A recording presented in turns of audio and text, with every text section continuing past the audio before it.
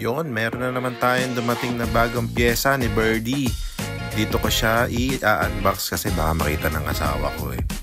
Windshield nga pala to na color black para sa Ninja 650. Napanood ko na sa YouTube kung paano magtanggal nito. Ialisin mo lang yung sa side mirror. Tapos meron dyan sa baba na parang pipindutin mo lang na tatlong clip.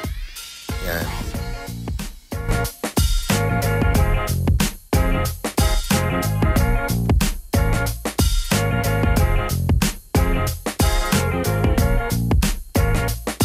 Tanggal mo yung mga tornilyo, madali naman siya mabaklas. Tapos may kukunin ka nga palang 2 tornilyo dun sa likod ng stock na windshield.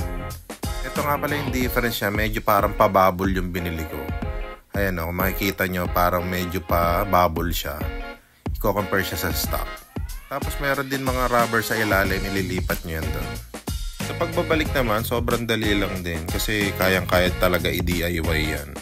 Ayan o, hindi naman ako nag-DIY talaga eh. Pero nakita ko sa YouTube, mabilis lang. May kasama rin pala siyang sticker. Ayan, dinikit ko, Ninja 650. Ito yung before.